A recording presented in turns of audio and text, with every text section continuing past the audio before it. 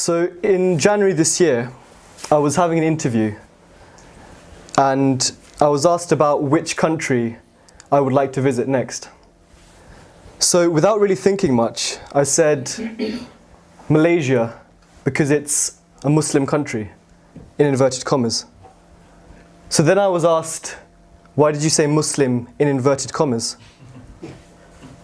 And then that got me thinking that the term Muslim country is actually very problematic.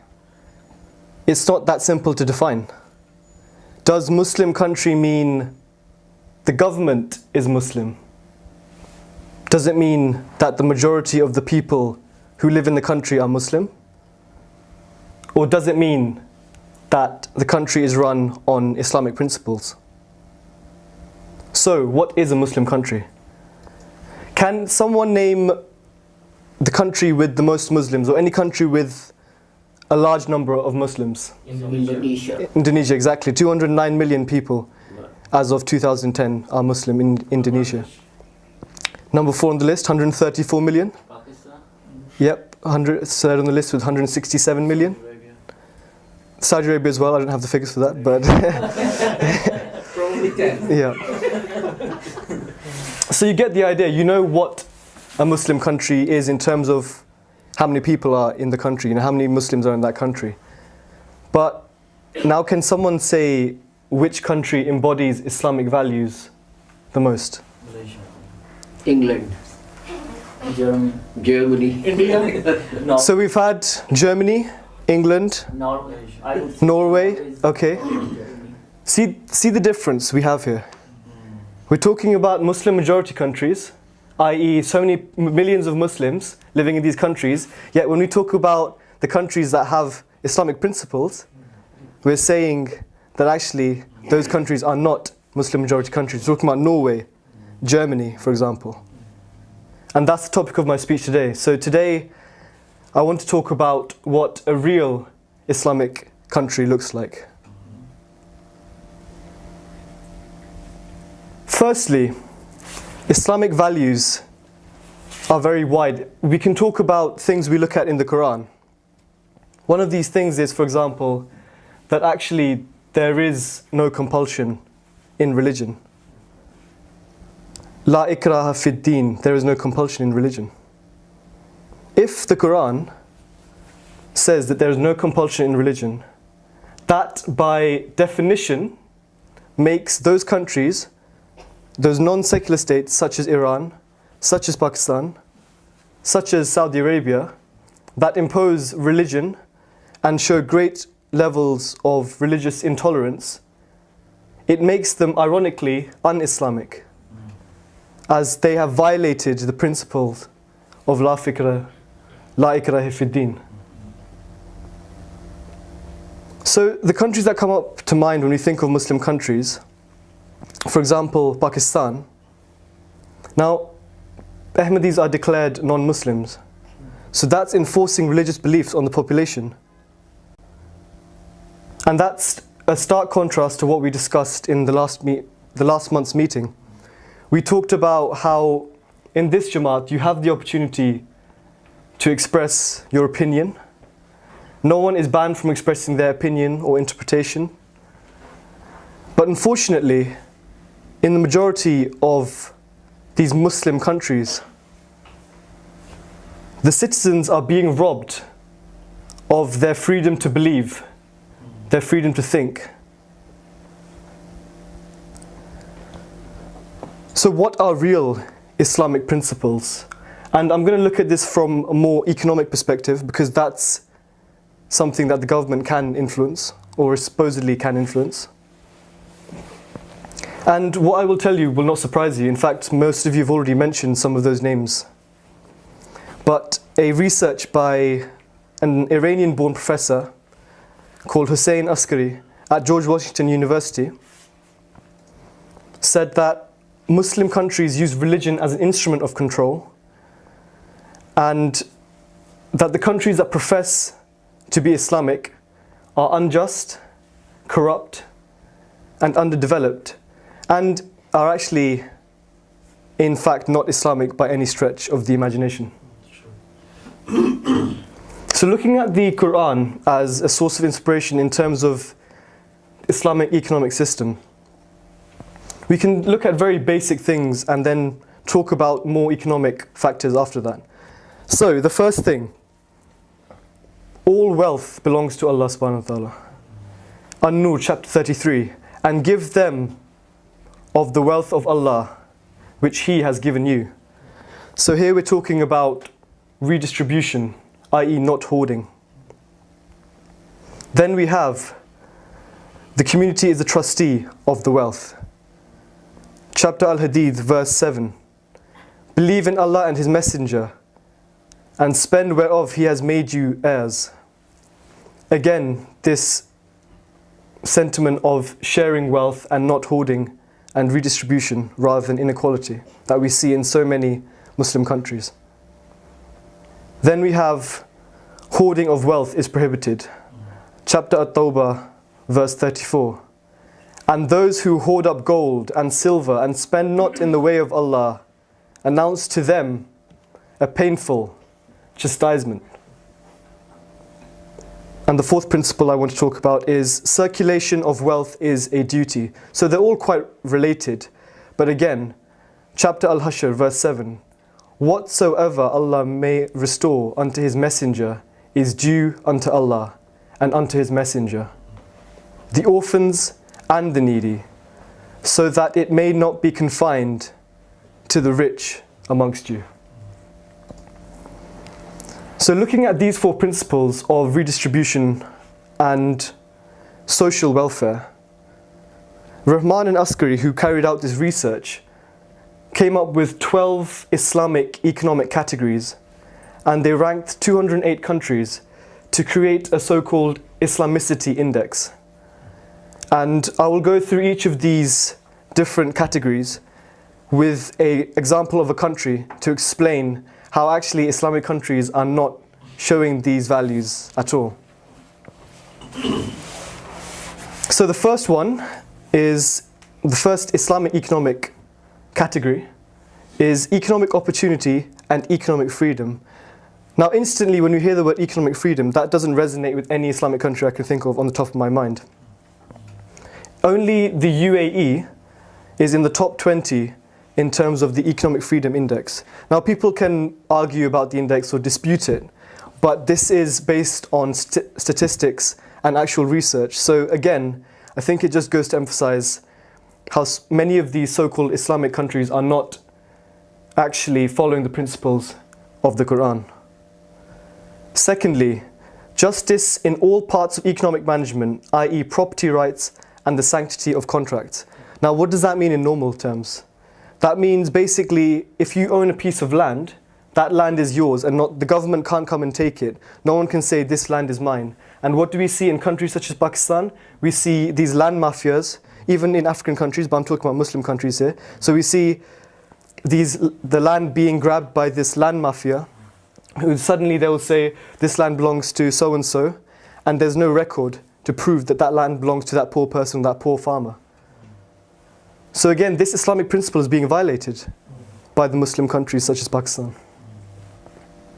The third economic category, better treatment of workers, including job creation and equal access to employment. So this is looking at it from the perspective of the workers, how are they treated? And we have famous examples in the UAE, in Qatar, when you're making these big stadiums and these big buildings which look amazing for the Western world, but the workers who are working there, the Bangladeshi workers or those poor workers who come from other countries, they're not being treated well at all. In fact, they're dying. And this is a Muslim country, apparently. So the fourth thing is higher education expenditure relative to GDP. So gross domestic product, the amount of output you have in the economy. So Pakistan is a terrible example of this. In 2017, the literacy rate actually dropped from 60 to 58%. And we're not talking about a reduction in the growth of literacy rate. We're talking about an actual, real reduction in the rate of literacy rate in Pakistan. So again, which Islamic principle is that following then? Because in Islam it says, according to these Islamic economic principles, you should be investing in education, but that is simply not the case. And we can maybe say it's a cultural thing as well. But ultimately, these governments are not following the principles of Islam. Another one is poverty eradication and providing basic human needs, i.e. no hoarding of wealth, and less opulence in consumption. So less opulence in consumption, we think of opulence, straight away you think of Saudi Arabia, you think of these Arab states who have big cars, big houses, they go on holidays and spend millions. In London, for example, you see it every summer. So that's one side of it. But also the hoarding of wealth. Now this is a really important issue because if you look at Syria, for example, and Assad's regime or Assad's government, one of the reasons why there was civil unrest was because there was a perception that there was a minority elite monopolizing all the wealth in the country. And so there was a divide that the majority of the people felt that their conditions weren't as good as that elite. So again, Syria, which is apparently a Muslim country, is in ruin because of not following this principle of hoarding the wealth with this minority. And now look at Syria, it's pretty much destroyed. Another point that we've talked about a lot is the even distribution of wealth and income. And an example that comes to mind is Saudi Arabia. Now you think that Saudi Arabia is a rich country, it has a lot of oil. In fact, after Venezuela, it has the most oil reserves in the world. And it's the biggest producer of oil. And they have lavish royalty. But the reality is that half of the population live below the poverty line, despite all of that. So again, an Islamic country not following the principle of economic inequality, because there is high level of inequality.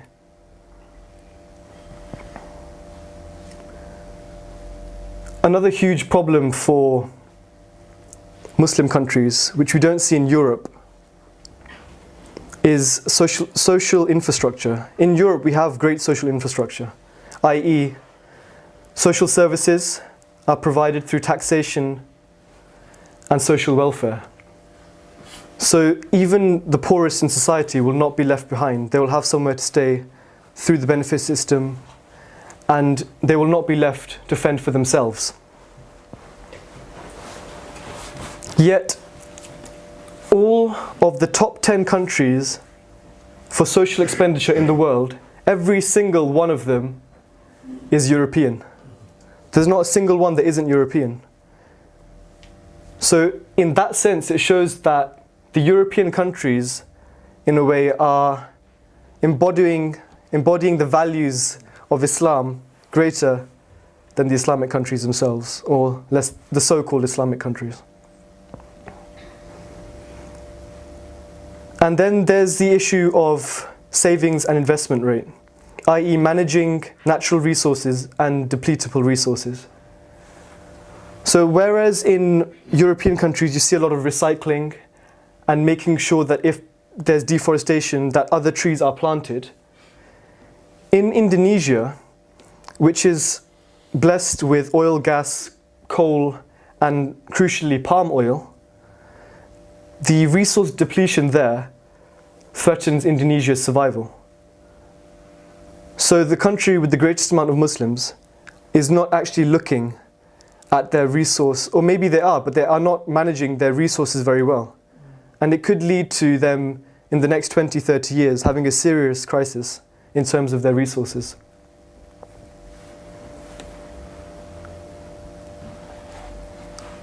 In Muslim countries, business is sometimes an issue because of the lack of trust and great level of corruption that happens. And there isn't that honesty and the moral standard that's required for investment.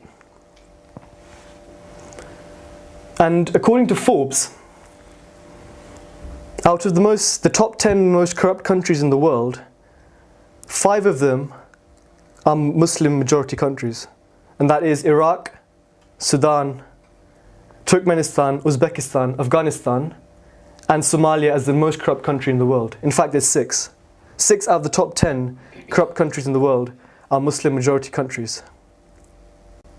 And that just shows that despite being Muslim countries and declaring themselves as Muslim, that when they actually come to business, none of those principles are being followed in practice.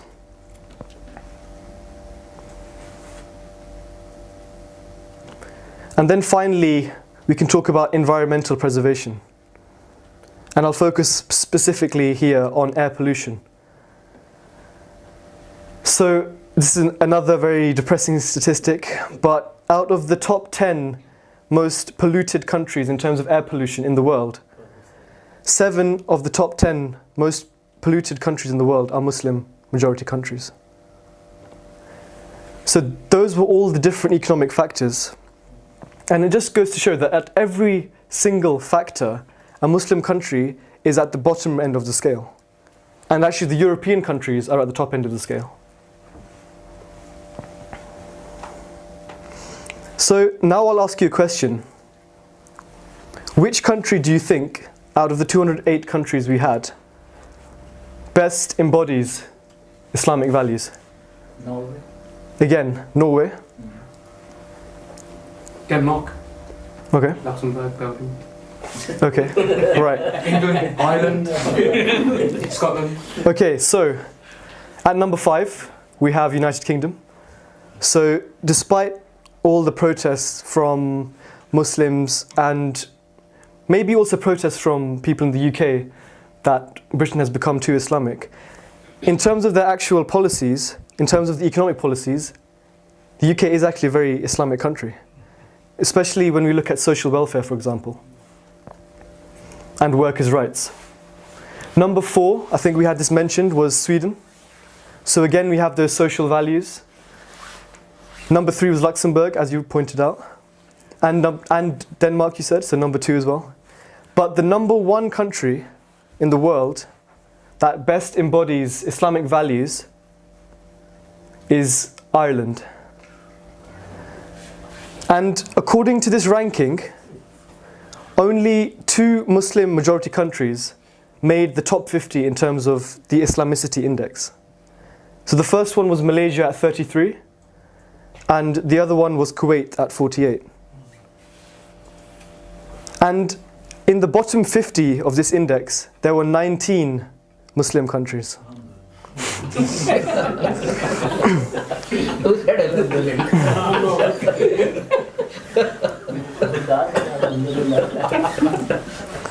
So in the land of Guinness, leprechauns, and Conor McGregor, we've actually found more Islamic values than in all of these other countries. And the interesting thing is that it's not just that these countries have a high level of Islamicity, but actually it's linked to a greater amount of economic prosperity as well. So for example, Ireland and Luxembourg are not only top 10 for Islamicity, but also top 10 for GDP per capita in the world as well. So it's only one factor, but it still shows that Islamic values and economic prosperity are in some ways positively correlated. Obviously, the countries that are listed, and this is a caveat, a lot of them are a lot more established democratic nations with high levels of development. So it is a bit unfair to compare some of these European countries or some of these more developed countries, which will naturally have a high level of social welfare, to say some of the other Muslim majority countries. But it does show that the countries with the strongest economies are also those with the greatest Islamicity, i.e. that Islamic principles are the way to run the economy, or they show the way to run the economy. Now we can reverse this and say maybe the Islamic values are there because the economy is done so well, so that they can actually implement those social values, such as social welfare, looking after workers' rights, for example. But they both go hand in hand. So Islamic principles, although many times they are seen as something backward and something that should be avoided by European countries or by more modern countries, actually they're already implementing those values without even maybe knowing it. And what do we take from all of this then? Well, firstly, Muslim governments need to be more like Ireland, at least in an economic sense. Now that doesn't mean, creating or producing more Guinness, but it means fostering more equal distribution of wealth, increasing access to opportunities, and crucially, investing in education. But unfortunately, Muslim governments can only achieve this, or achieve these Islamic values, by achieving economic development. And what does that require? Well, it requires the eradication of inefficient institutions, of bad economic policies, and corruption. Because the lack of development in Muslim majority countries is not due to the religion, but it's due to the shortcomings of the government. So the next time you're asked by a friend what a Muslim country is, you don't need to look as far as Ireland. You can show them what a Muslim country looks like by taking a short ferry across to Dublin to the Islamic State of Ireland.